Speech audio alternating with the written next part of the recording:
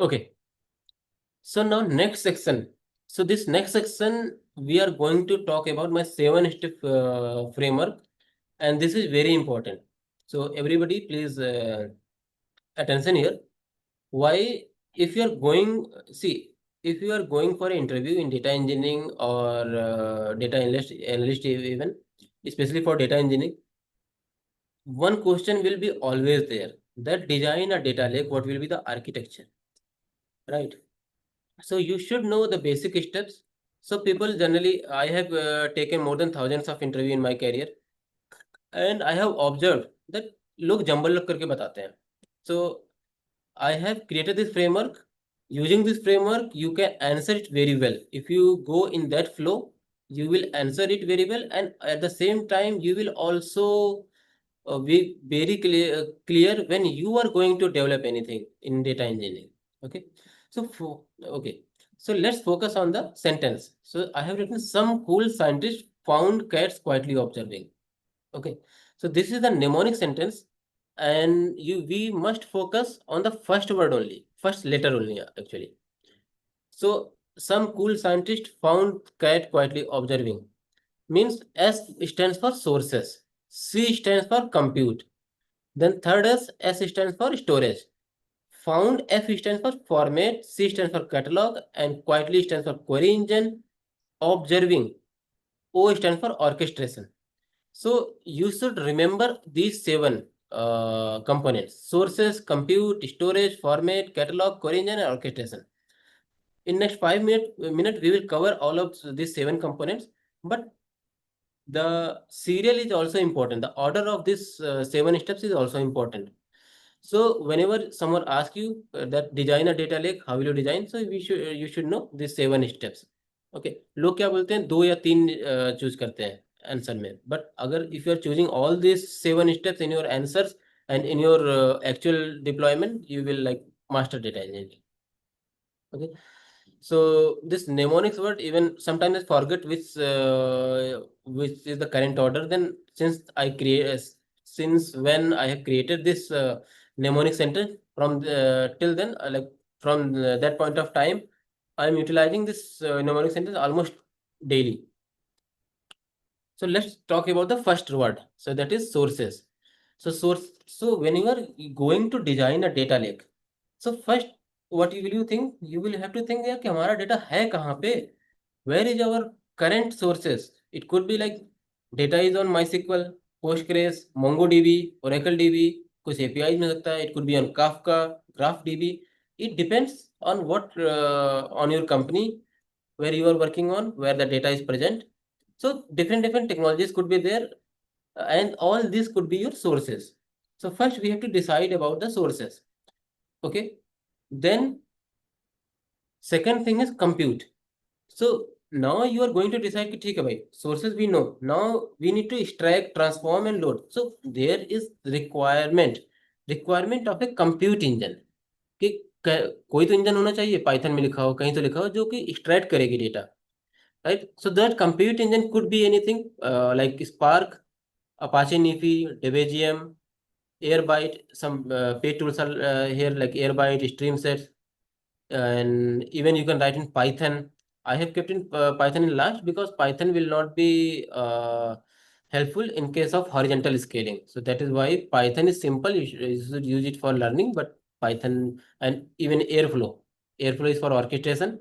Airflow is for orchestration. It means you should not utilize it for compute. It is not for processing. Nowadays, the most famous technology is Spark. So you should always learn Spark. Okay, so compute engine will be Spark, let's say. Then storage.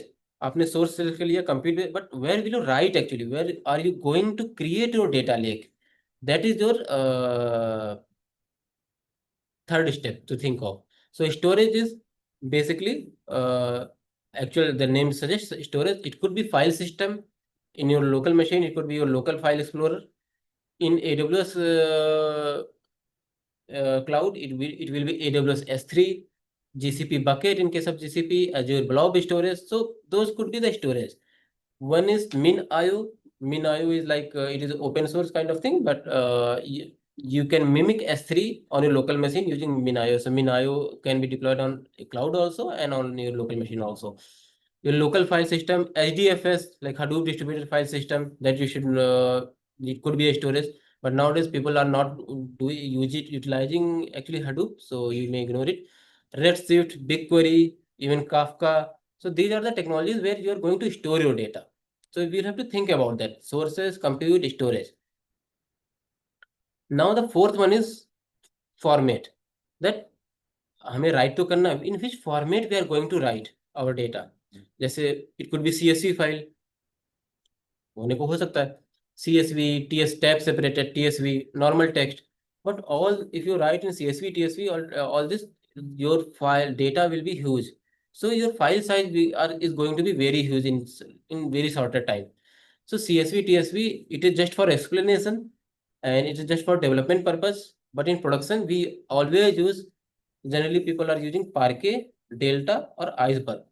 So you should know what are the differences between the different formats, like what is Parquet, why Delta, why Iceberg. So we will cover everything in our actual mentorship class. But as of now, you should know that, okay, format is also very important to understand. Hmm. Then we will move to catalog.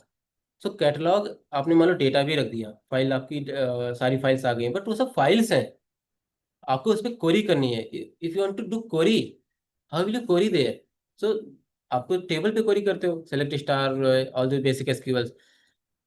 So some catalog will be required, which will actually converts or visualize your base data in terms of some tables, SQL tables.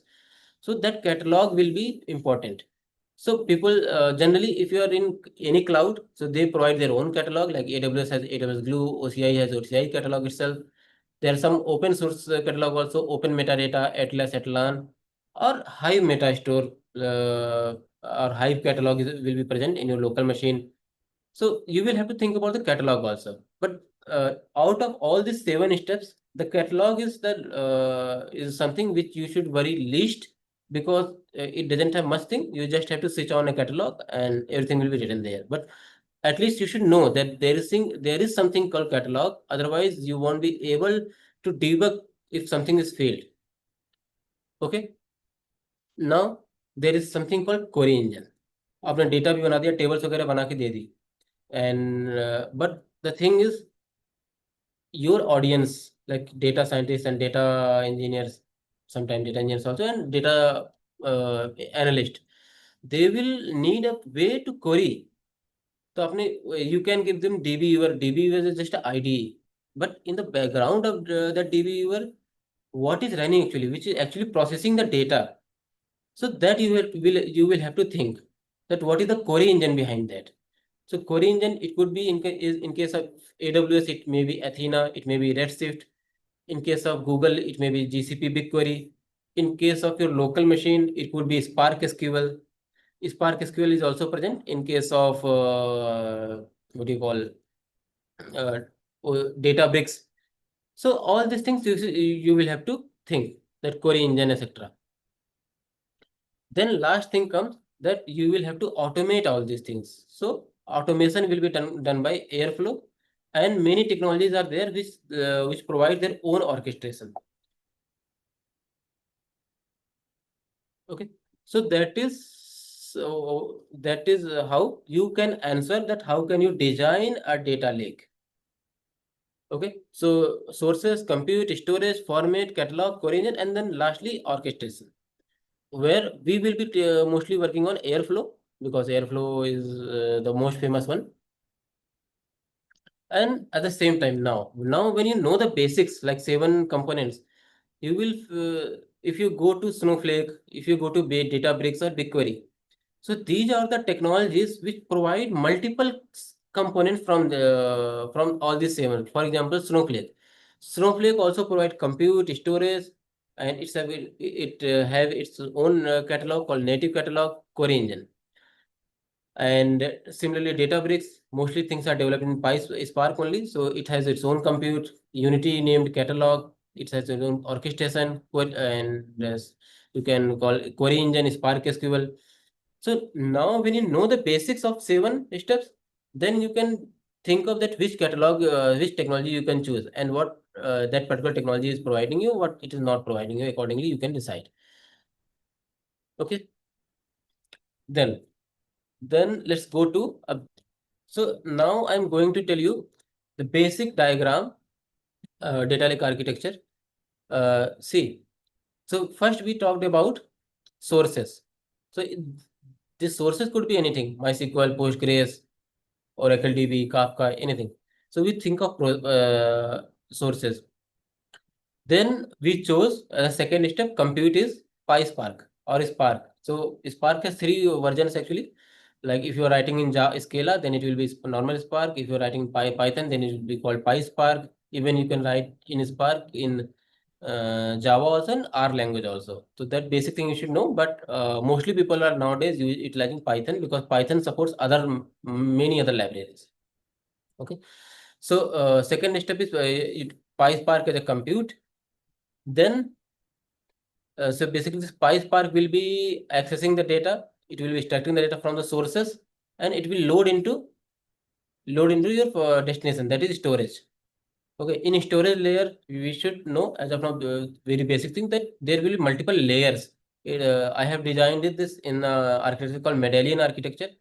अब जो data है ऐसा नहीं कि सब एक ही जगह भरते जाओगे. There will be multiple layers within the data. It could be like people generally called it bronze, silver, gold.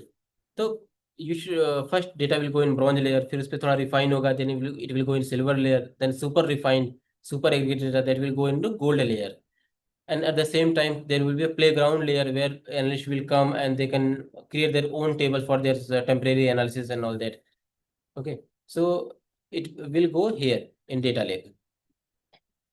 At the same time PySpark is running, but you will have to give information कि भाई क्या pipeline चलनी है, what is the table name, what is the destination table name, what is the database, what is the username, password, all those things. So that information you can either provide in the code itself, but it will be like अगर आप code में ही provide करोगे तो it will be very difficult to handle. So the best option is, which I practice, you can have a MySQL database. I'm calling it replication metadata, where you will have all the information around your pipelines. So that will so your PySpark will be handshaking with your MySQL database, which is present there for your thing only as a data engineer. Okay. Then we will have to think about orchestration. So orchestration means airflow. Airflow will trigger the PySpark job, everything. So airflow will be present. And this is around the batch. We are also going to focus on how to do real time. So generally, whenever people talk about real time replication, so Kafka will be in between.